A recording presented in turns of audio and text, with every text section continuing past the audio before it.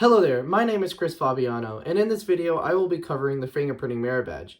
Fingerprinting is the technique of recording and analyzing differences between fingerprints to identify who they belong to. I'm covering this merit badge first because it is largely considered one of the simplest for scouts to earn and notorious for its short time frame. 1. Give a short history of fingerprinting. Tell the difference between civil and criminal identification. Fingerprints have long been known as a source for a specific human identification. Geologist Gilbert Thompson was the first American to use fingerprints for identification in 1882. He used his fingerprints as an additional step to prevent his work from getting stolen. Sir Francis Galton, a British anthropologist and cousin of Charles Darwin, also began studying fingerprints in the 1880s. He published his book Fingerprints in 1892, proving what other scientists had already expected, that fingerprints are unique and permanent for each individual. According to his calculation, the odds of two humans having the same fingerprints was about 1 in 64 billion.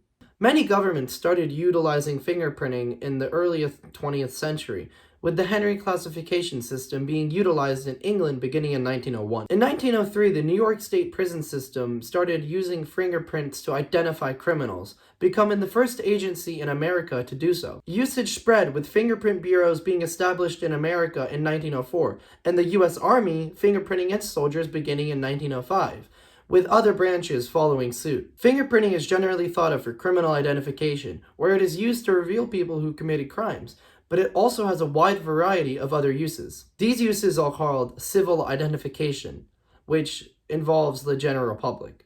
These can range from helping amnesia victims remember who they are, to identifying bodies of victims from explosions, natural disasters, or epidemics.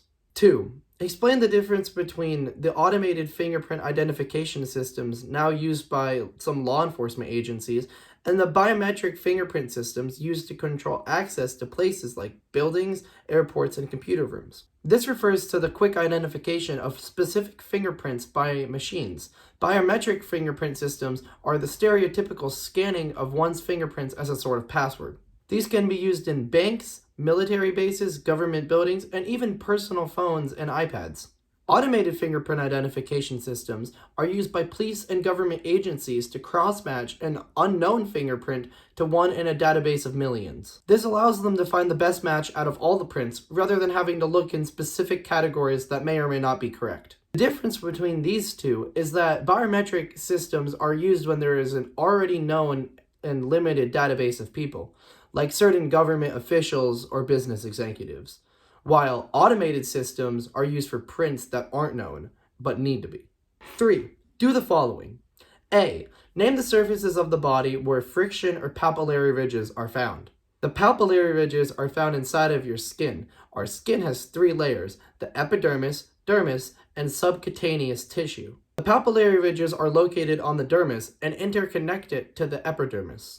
This makes it so scrapes, cuts, and other minor things won't change or shape the ridge structure of your fingerprints. B. Name the 2 principles supporting the basic science of fingerprints and give a brief explanation of each. In the world of fingerprinting, there are 2 basic principles: persistence and uniqueness. Persistence describes the fact that your fingerprints stay the same throughout your life, from when you are born to as large as your hands grow. Uniqueness describes the fact that no 2 people have the same fingerprints, even identical twins. C. Explain what it takes to positively identify a person using fingerprints.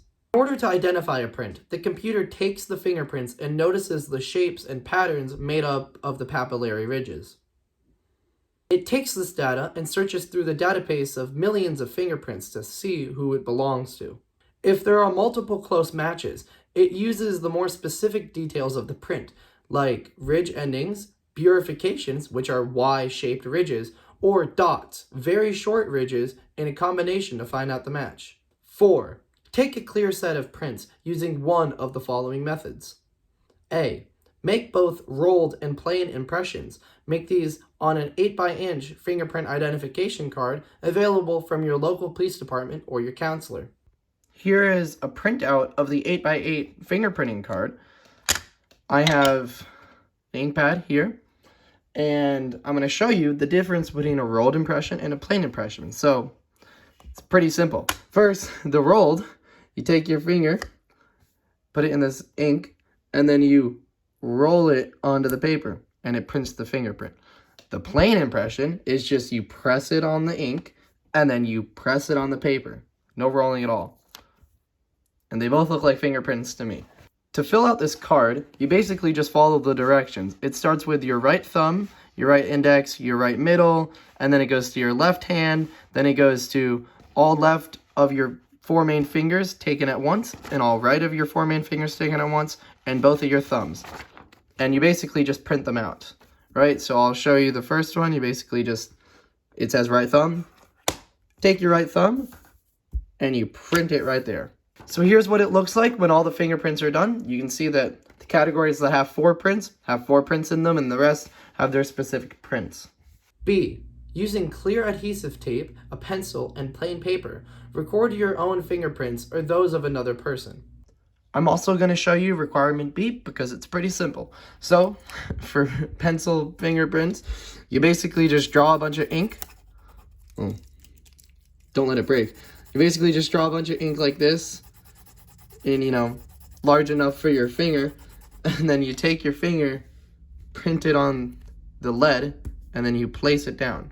Fingerprint. For the tape, take some tape, stick your finger on it, and then, I don't know if you can see that. Yeah, I don't think it's gonna focus, but I mean, if you've ever used clear tape, you know that there's a fingerprint there in the tape. And then, if you really want, you can, do the pencil thing, take some tape, print into the pencil, and then tape with the pencil, right? And that gives you a nice, good print. There you go. Look at that. 5. Show your Merit Badge counselor you can identify the 3 basic types of fingerprint patterns and their subcategories.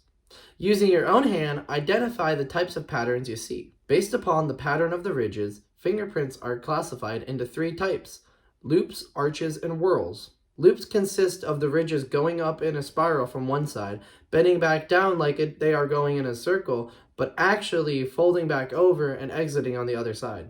Arches are a much simpler pattern where the ridges go from one side to another and bending a little bit in the middle. Arches can consist of either plain arches or tented arches, where there is a ridge line going up in the middle of the arch. Lastly, whorls are ridges in circular form.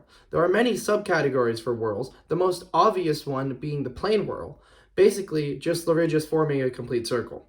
A central pocket loop appears to be the same as the plain whorl, but there are a couple obstructions in the circle. A double loop is a whorl pattern with 2 loops folded over each other. And an accidental whorl consists of any print with multiple different types of patterns, patterns that fit multiple definitions, or patterns that just don't match any definitions at all. So here are my fingerprints, and I've been looking at these for a bit now. And maybe I shouldn't be showing my fingerprints online, but I'm sure it's fine. And most of these, I really think they just have the loop pattern, which would make sense because I'm pretty sure that if one finger of yours has a pattern, the rest of those fingers all have a pattern that's the same. Because here, look at my left fingers. You can see they all have that loop pattern right there where it goes up and then it bends back and then it goes the other way. So that's neat. I guess I'm a loop type of guy. I'm pretty sure that's the most common type of fingerprints, so I guess I'm in that group. That was the fingerprinting Merit Badge. Again, one of the easiest to achieve. I earned it in about 10 to 15 minutes at my first summer camp. It is also the most earned non-ego required Merit Badge. I also really have no idea if I said subcutaneous tissue or whorl correctly, but who knows. Thank you for watching Merit Badge Debrief, and I'll see you next time. Stay brave.